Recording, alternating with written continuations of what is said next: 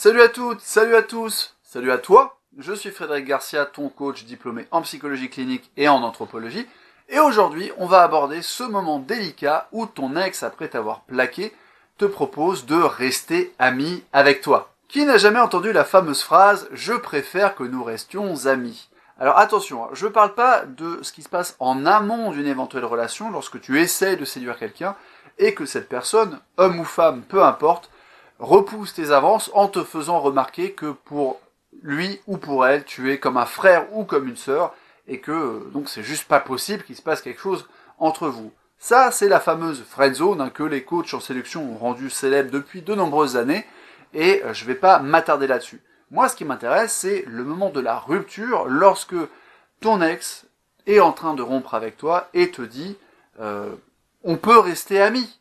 Et comme pour toi la rupture est déjà un moment de grande peine psychologique, un moment de grande douleur morale, tu ne sais plus exactement sur quel pied danser, et tu es tenté de croire ton ex lorsqu'il te propose de rester ami. Tu te dis qu'il est sincère et tu te dis que, effectivement, tu préfères rester ami avec cette personne plutôt que de la perdre définitivement.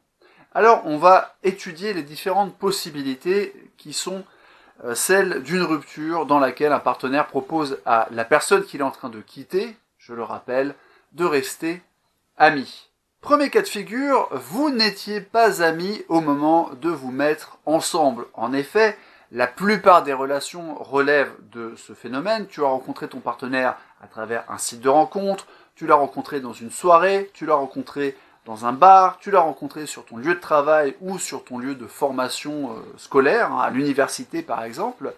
Et en fait, tout de suite, dès que tu as vu cette personne, tu t'es dit je veux pécho ce mec ou cette meuf, et tu as déployé avec plus ou moins de brio un jeu de séduction. La personne en face a visiblement adhéré à ce que tu proposais, elle a peut-être même eu le même réflexe que toi en te voyant, peut-être qu'elle s'est dit je veux pécho cette personne, et voilà, vous avez flirté, vous avez proposé des choses, et rapidement vous vous êtes retrouvés à vous fréquenter, à avoir des rapports sexuels, et peut-être que vous avez même fini par exemple par vivre en concubinage, ou en tout cas avoir un statut officiel de couple sur Facebook.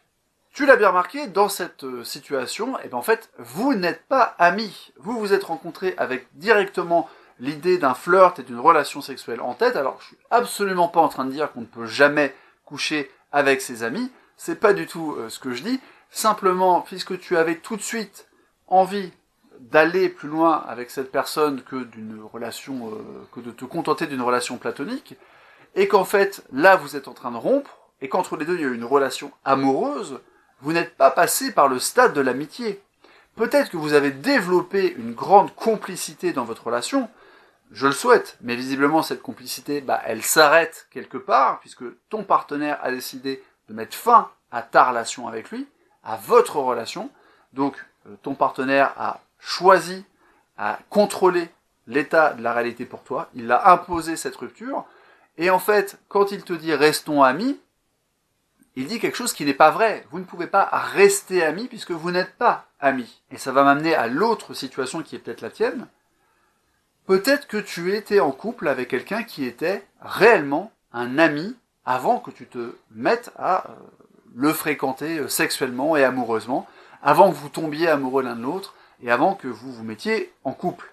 Et là encore, c'est quelque chose que j'ai connu dans ma vie. Lorsque je suis arrivé à l'université de Paris 10 pour étudier l'anthropologie, j'ai sympathisé avec une jeune fille qui venait des Alpes, une jeune fille qui s'appelait Clémentine, et à qui je passe le bonjour, même si elle ne verra sans doute jamais cette vidéo. Une femme qui a eu beaucoup d'importance dans ma vie parce que ça a été ma première partenaire non exclusive. En fait, à l'époque, moi j'étais totalement monogame, et j'étais même très très tatillon sur la question de la tromperie parce que j'avais été trompé par plusieurs partenaires avant. Donc c'est quelque chose évidemment qui était très sensible pour moi, et ça a été une occasion de dispute entre elle et moi un nombre incalculable de fois, mais ce qui s'est passé, c'est que la première fois que j'ai discuté un petit peu avec elle et que je lui ai proposé de passer chez moi pour prendre un thé, avec peut-être une envie derrière la tête, c'est tout à fait possible parce que j'aime les femmes, elle m'a rapidement dit qu'elle était non exclusive. Et alors là, le plus sincèrement du monde, j'ai changé mon état d'esprit et je lui ai dit, écoute, il se passera jamais rien entre nous parce que moi je suis exclusif à 200%. Sur ces entrefaites, on a commencé à se fréquenter amicalement parce qu'on appréciait discuter ensemble, et du coup, en fait, on a passé énormément de temps ensemble, à tel point que nos amis pensaient qu'on sortait ensemble, ce qui n'était pourtant pas le cas. Et en fait, on a eu un nombre incalculable de fous rires ensemble, on a fait plein de choses ensemble, on a travaillé aussi pour la fac ensemble, et tout ça a créé de la complicité. Je vais être honnête avec vous, je ne me souviens pas dans ma vie d'avoir autant ri avec une partenaire amoureuse, même si à l'époque, ce n'était pas une partenaire amoureuse, hein, je précise. C'était, je le pensais, une amie, c'était en train de devenir une amie. Alors, il y a différents niveaux d'amitié, hein. Il y a des gens qui attribuent différents grades, en quelque sorte, et qui vont choisir de parler de potes, ou d'amis, pour bien distinguer le niveau d'intimité, le niveau de complicité, le niveau de confiance. Bon, je te laisse réfléchir à la question. Toujours est-il que j'avais une relation qui clairement ne laissait pas de place au sexe et à l'amour entre nous.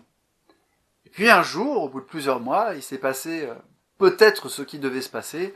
On a couché ensemble, ça m'a beaucoup perturbé, et puis on s'est mis à avoir une relation amoureuse, totalement dysfonctionnel, mais ça c'est une autre histoire, parce que évidemment on partait avec des incompatibilités fondamentales. Une personne qui voulait des relations libres, une personne qui voulait l'exclusivité totale. Voilà, ça ne pouvait que mal se passer, mais ce qui est intéressant c'est que, d'un certain point de vue, pendant quelques mois, on a vraiment eu une relation amicale sans avoir d'arrière-pensée. En tout cas, moi j'avais aucune arrière-pensée, et je pense également que c'était le cas de Clémentine.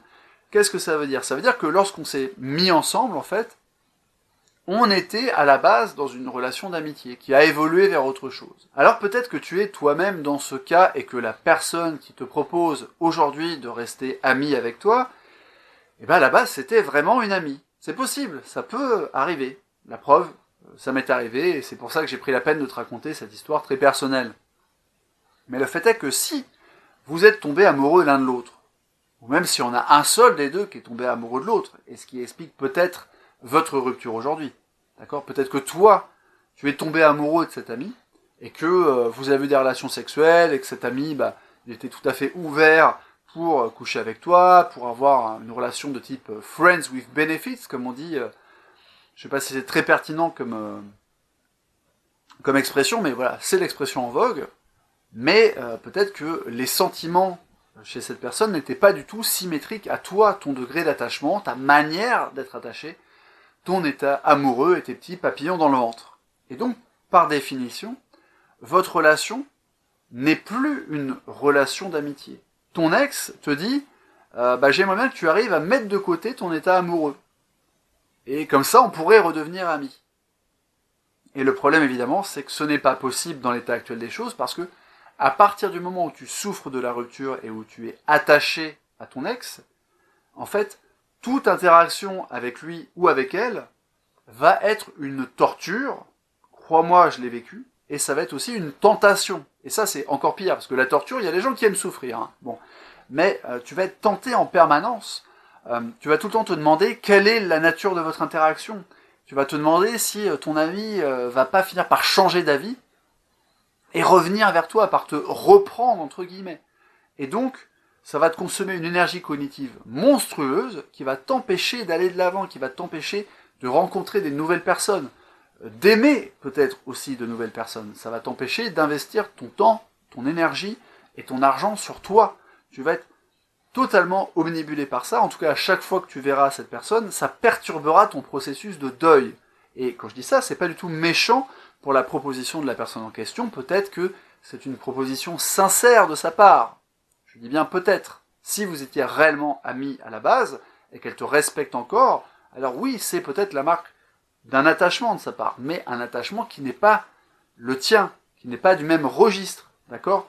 Il y a une confusion au niveau du type d'émotion qui est impliquée. Donc tu n'auras jamais ce que tu veux. La personne a au moins l'honnêteté de te le dire clairement, elle ne sera jamais amoureuse de toi, elle n'est pas amoureuse de toi, et par définition, elle ne sera plus jamais ton partenaire amoureux. Par contre, elle se trompe aussi lorsqu'elle te propose de rester amis parce que vous n'êtes déjà plus amis. Avant de terminer cette vidéo, je voudrais évoquer un dernier aspect de ce type de proposition. Lorsque un ex te propose de rester ami, que ça soit un ex de la première catégorie, avec qui tu n'as jamais eu de rapport amical, ou un ex de la seconde catégorie, avec qui tu as vraiment vécu une phase d'amitié avant que ça évolue vers une relation amoureuse.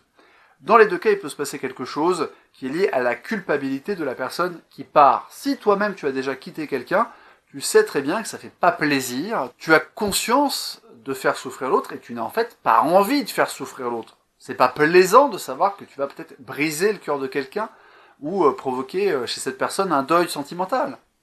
Évidemment, ce serait pas non plus productif de rester avec une personne dont tu n'es plus amoureux pour éviter de la faire souffrir, parce que dans ce cas-là, c'est toi qui vas souffrir. Tu vas souffrir déjà de ne pas nourrir ton besoin d'honnêteté. Tu vas souffrir de ne pas être cohérent avec toi-même, etc. Reste que c'est plutôt à la base une marque d'empathie de vouloir adoucir le choc en disant à la personne finalement je ne suis pas là pour couper les ponts avec toi, hein, je te propose qu'on reste amis parce que en fait je ne suis pas fâché contre toi, je ne te méprise pas, je te respecte, j'ai une forme même peut-être d'affection pour toi mais pas celle que tu aimerais que j'ai.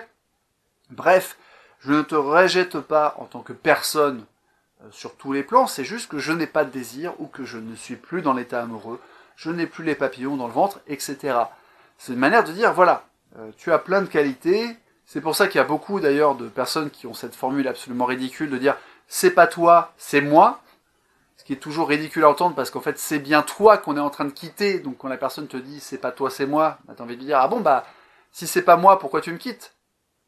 Donc la personne en fait qui vous fait cette proposition cherche juste à se déculpabiliser. Alors quand je dis ça, ça peut paraître un petit peu malhonnête de sa part, mais non, c'est une manière aussi d'essayer de vous protéger. Sauf que les gens qui font cette proposition ne connaissent pas forcément tous les tenants et les aboutissants du processus de deuil et ne se rendent pas compte qu'en faisant cette proposition qui est peut-être vraiment bien intentionnée, en fait, ils vous savonnent la planche pour que vous ayez un deuil très douloureux, encore plus douloureux que lorsqu'il y a une rupture claire et nette. En gros, c'est comme lorsqu'on arrache un sparadrap. Si vous y allez tout doucement pour essayer de pas faire mal à la personne, et ben en fait, ça va tirer sur les poils, ça va être plus long et tout aussi douloureux, alors que quand vous arrachez le sparadrap d'un coup, ça fait mal, mais en fait, la douleur est tellement concentrée dans un bref moment qu'on en est très vite débarrassé. Merci beaucoup d'avoir regardé cette vidéo jusqu'au bout. J'espère sincèrement qu'elle t'aidera à prendre la bonne décision, parce que quand on vient de se faire larguer et qu'on est obsédé par son ex, qu'on est en train de souffrir, et qu'en plus cette personne vous propose de continuer à échanger sur un plan présumé amical, eh bien ça n'aide pas, évidemment. On est très tenté de dire oui, on est très tenté d'échanger avec la personne, mais tu l'as vu, ce n'est pas constructif. Si tu penses malgré tout que la vidéo n'est pas assez précise et qu'elle ne répond pas à tes interrogations sur ta situation à toi, parce qu'une vidéo, c'est forcément un petit peu du contenu généraliste, tu peux me contacter à l'adresse mail qui est dans la description, me présenter le plus précisément possible ta situation, et je verrai, à partir de ce que je vois dans ton message, je verrai si j'accepte ou pas de te prendre en coaching. Tu peux également, quoi qu'il en soit, t'abonner à la newsletter pour recevoir à peu près une fois par mois du contenu qui parle de psychologie, de biologie, d'entrepreneuriat et de créativité, parce que, souviens-toi, les adultes suivent leur propre chemin.